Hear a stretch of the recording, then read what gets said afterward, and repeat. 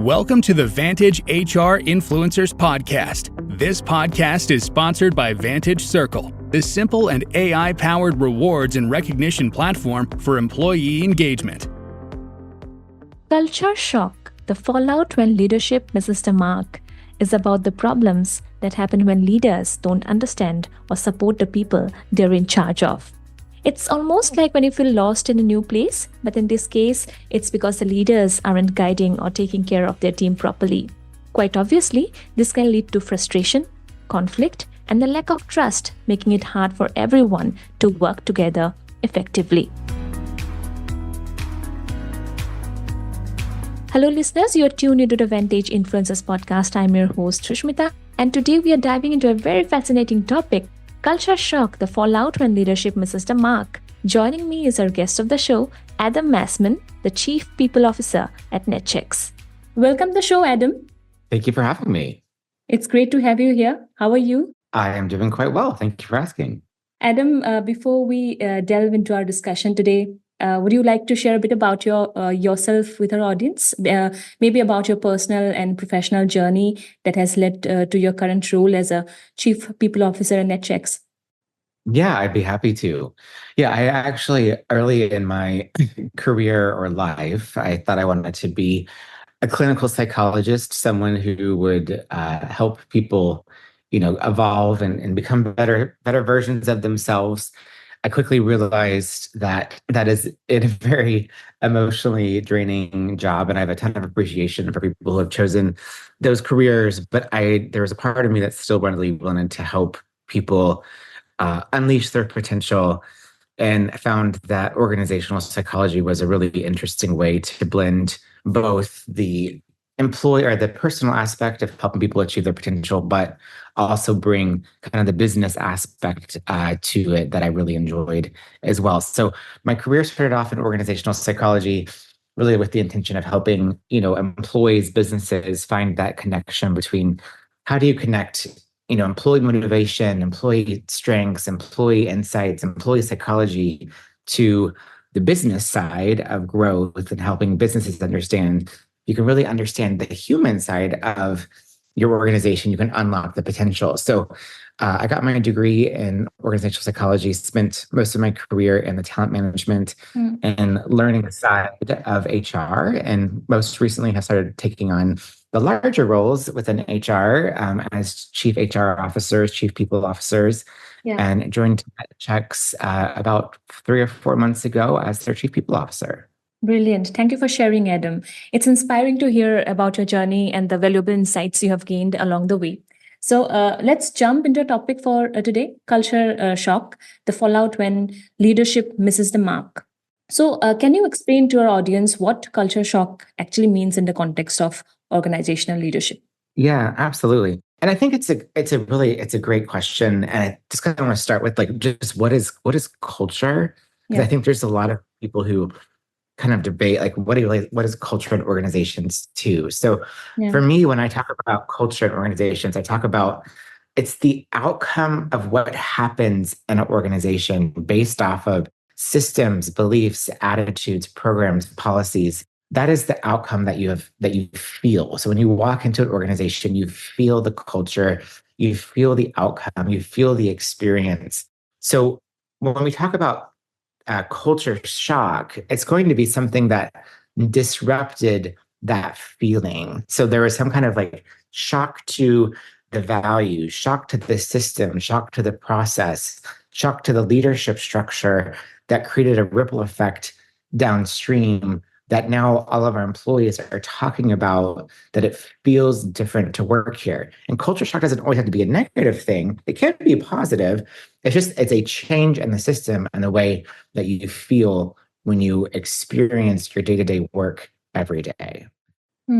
So do you think that it's always about when leadership misses the mark? No, I actually don't. I mean, I think leadership, there are many times when leadership misses the mark and creates culture shock, but it can happen through a variety of ways. I think it can happen through an intentional change in strategy, right? You might say hey, we need to get more talent in the door that's tech focused because of our change in strategy, and that tech profile employee actually changes the culture of our organization. Or it could actually be an external force, like, not to relive the 2020s, but like COVID was an external phenomenon that affected organizational culture as well. So there's a lot of things that I think can drive culture shock, leadership being a huge part of that. It's a huge factor, and that is why we are going to discuss about leadership and its role, in shaping company culture and ensuring the well-being of the employees. So, Adam, let's explore some examples or scenarios, maybe where we can see the effects of leadership, particularly hitting or missing the mark in real life situations. Yeah, absolutely. I think there's at least two that I'd like to just tap onto in my experience. One, I'll go back to COVID because I think it's one that everyone can relate to really well. I think there's been a lot of discussion about return to work, return to office, return to the traditional work environment, and leadership, I think, has really struggled with the ability to kind of embrace what the culture has already started to embrace, which is, I want to work from home. I want flexibility. I have reevaluated what's really important to me, and I'm going to demand from my employer, flexibility in the way that I work. And so what we've seen from, a lot of large organizations in the leadership space is kind of this resistance, this pullback of, no, let's go back to the way things were. Or let's go back to kind of this traditional Monday through Friday in the office. And then you're seeing almost a revolt from, from employees saying that's not going to work for me. I'm actually going to choose a different employer, or I'm going to actually take a pay cut because I want a job that allows flexibility in work. So I think when it comes to like leadership shock, what I think is really key in that example for me as a chief people officer is, when these culture waves start happening in organizations, what leaders have a couple of options. One, they can try to push the wave back and say, at the top of the house, we're going to try to push a wave back and stop the wave from going too far. But you have to do it knowing there's risk involved with not knowing what the intended consequence is, because culture really, it's not something you can just create an Excel spreadsheet and magically happen, right? Like, humans are unpredictable. We all have our own way of responding to change. So when leaders just push back on the culture wave, that culture shock, in my experience, it can create more kind of chaos than predicted order. So like in my experience, like in the COVID example, like let's ride the wave with the culture shock, right? Let's figure out, how do we meet our employees in the middle, right? Maybe it's not, let's completely go back to COVID, everybody works from home, not, every day. Yeah. But like, are there ways for us to embrace those ways of working and find ways that we can retain our top talent, get productivity out of our employees, and still find ways to be, an employer that drives top performing culture? So I think that's one example that I thought about, in preparation for this. The other one would be in regards to regime change, right? So, back early in my career, there was an instance where we had a pretty big shift in our organizational strategy, and the intention for that was to really help disrupt some of the industry's trends that were happening in the space that I was living.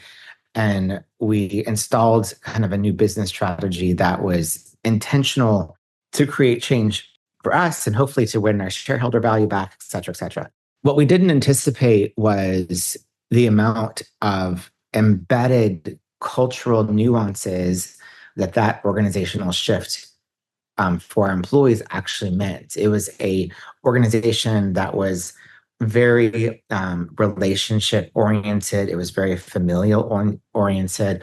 And what we were doing was installing a very kind of process driven approach to everything that we were doing. And that was really, again, in order for us to become, more competitive in the industry. And as a result of that, what we found was a lot of resistance to, what we, would call culture shock, in this kind of context. And so, reflecting on that instance, what I didn't fully appreciate is when you think about any of these big macro changes at the top, whether that's strategy, leadership changes, um, you know, anything that's going to create a change, what are the impacts to culture? What are the like 3 or 4 steps down the road that you may not think about? It may not be the process map that changes, but what's the feeling going to feel like for our employees every day once that process is changed? And is it going to feel the same place that they worked and loved before? If the answer is no, then help them along the way on that change journey. Yeah, and clearly, as you mentioned about the previous example of employees craving for flexibility now. Obviously, the impact, we often talk about the impact of leadership on employees, but this is something reverse, isn't it? Like it's something where an employee's perspective and their unique actions have started significantly influencing leadership decisions or organization culture in a very unexpected way. Yes, absolutely. I think it's an interesting phenomenon too, right? Like, I mean, what I think we spend a lot of time as like heads of HR talking about is the direction in which decision making and culture influence really happens, right? So Yeah. we talk. I know I spent a lot of time in my career talking about at an executive level or a C-suite level. How do we drive culture team? What's the culture we want to define as an organization? And in reality, culture kind of comes in all directions. It comes from the bottom, from our employees every day. It also comes from like what I call like this mighty middle. It's that group of the people that have to take the vision from the top and translate it down to the bottom. I actually find, in my experience, like that is the layer that we should be not forgetting when it comes to culture change and culture shock, because they are the ones that are going to either be reinforcing, celebrating, encouraging moments that matter in the culture that we're trying to drive, either positively or change the culture on the day-to-day activities. And also, be the voice to the top that says, hey, the changes that you're trying to create or the shifts we're trying to create, they're going to land well with our people for this reason, or they're not going to land well with our people for this reason.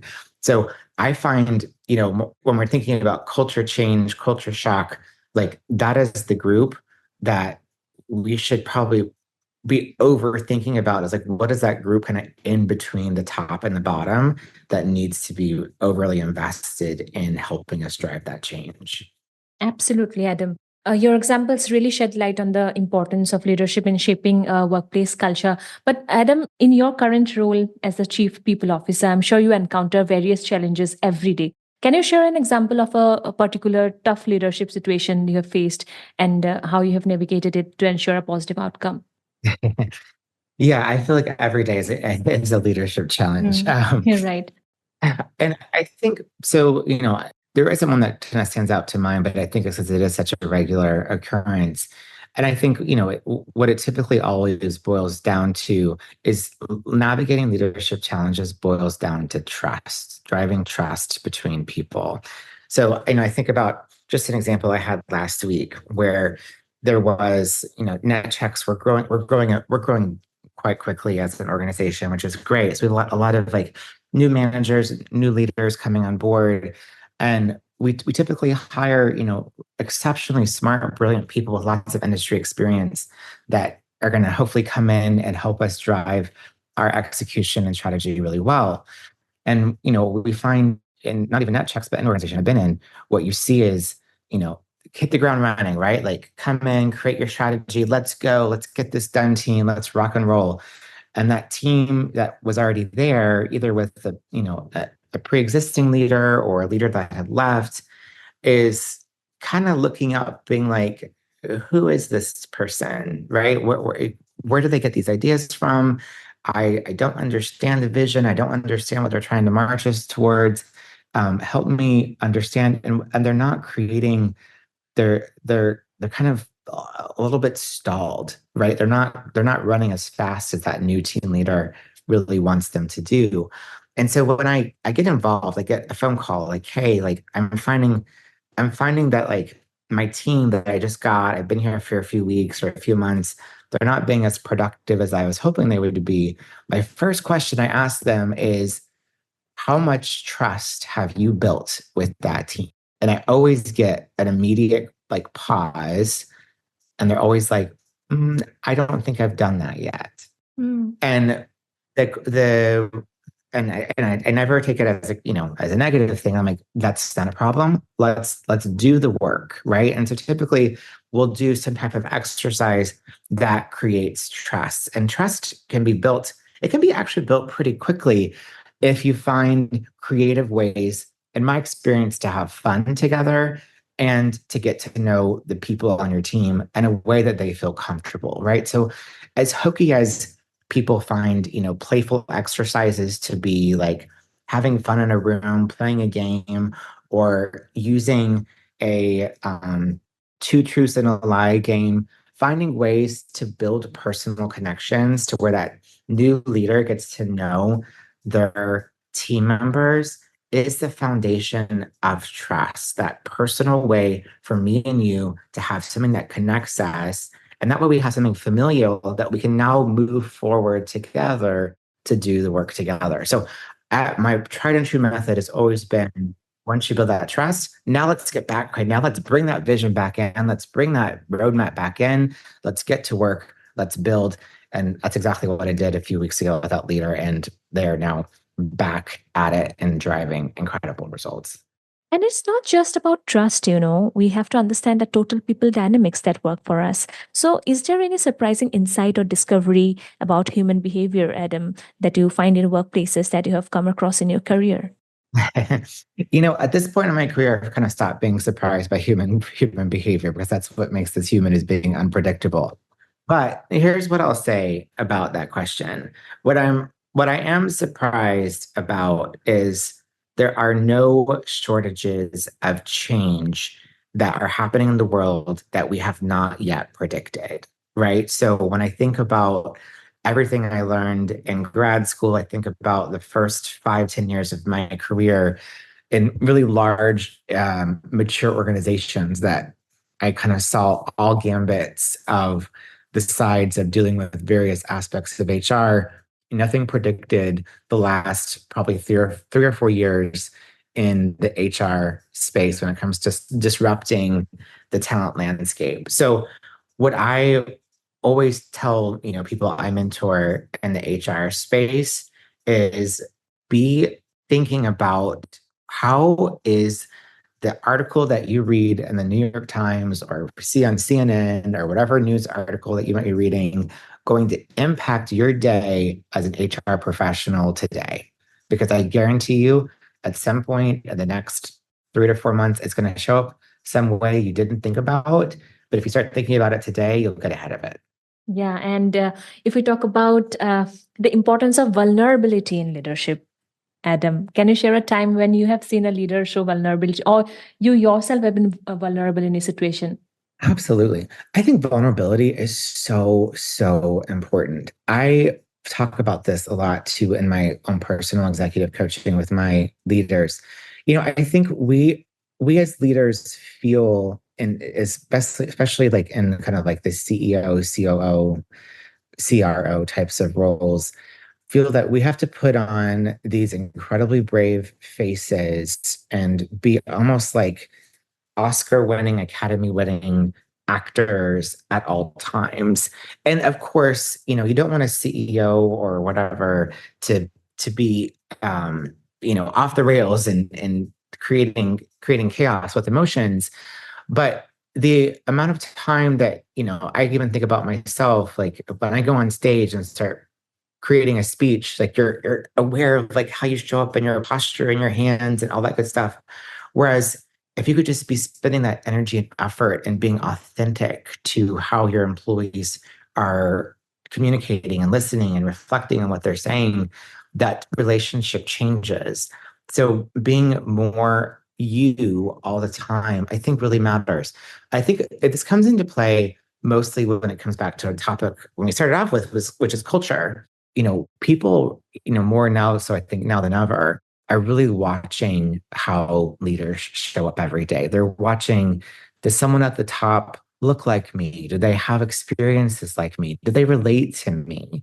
Right. So I think about, an example of one female leader that I was coaching a few years ago who was talking about how she was doing a presentation for a board, and it was very stressful for her because she had never done this before, and there was a lot of demands on her own personal life, and her team didn't quite understand why everything felt so chaotic all the time to the way that things were coming together for this board presentation. And she actually came into my office and she just was about to cry. And I was like, hey, what's going on? And she's like, I just need to be honest. Like, I have a lot going on at home. My husband is really sick right now, and I'm taking care of the kids. And, there's this long list of things that are going on in her personal life. And I was like, understood. Like, take a break, take a moment to take a beat. How have you been able to digest what's going on in your personal life with your professional life? And how have you been able to share this with your team in a way that makes sense? And she looked at me like, oh, I can't share this with my team. I'm a leader. I have to be the hero in the room. And I said, no, you don't. You have to be the person who shows up to lead them. Leading doesn't mean you're impenetrable. It doesn't mean you're perfect. It means you're actually imperfect, but you show up in a way that helps them to navigate those situations.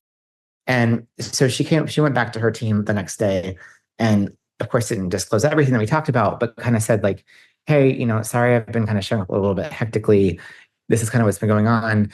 And the team like just rallied around her and like helped get this board presentation done. And it created a whole different dynamic on the team. Like, everyone started kind of sharing their own personal stories later and their own ways that they were kind of dealing with work-life conflict in different ways. And I think it's a small example of just like authenticity matters. I mean, again, there's that fine line of what you share and don't share, but True. I always err on, if you can find a way to relate to your people, and people connect to that, people resonate with that. And it actually, people, there's always that stage, people don't leave organization, they leave people, right? And so They leave bad managers. exactly, like, and those ways you can create those bonds is through being authentic. Yeah, it's also a way of, maybe spreading empathy among your team members. Absolutely. Yeah. Yeah. And I think empathy is something that everyone, coming out of COVID, everyone is kind of has a new perspective on. Like, we all have these lives outside of work that we don't always talk about, but there's a lot of things that are going on that are behind the scenes that we need to appreciate. We have to have an understanding of. And, just because, they may smile during the day means they might be having something hard going on at work. So, I always assume positive intent, always try to treat people with kindness. And it's easier said than done because work is hard and things get stressful and deadlines pile up. But it's those basic human behaviors that I think really, really matter at the end of the day. Yeah, great insights and great examples, Adam. Our final question, your one piece of advice to leaders looking to improve their connection with their teams. Yeah, I mean, I think we've covered it, but it's be you, be authentically you. There's Amazing. I have that written down on my own personal laptop too for myself. I remind myself that every day when I get up at work, and I remind myself to every leader I talk to. And before we wrap up today's episode, Adam, I want to extend a huge thank you to you for joining us. Your knowledge and insights have been incredibly valuable, and we are so grateful for your time, Adam. It's been a pleasure having you on the show. Absolutely. Thanks for having me. Thanks for listening to the Vantage HR Influencers Podcast. Please do subscribe to Vantage HR Influencers Podcast on Apple Podcast, Spotify, and our YouTube channel for new episodes.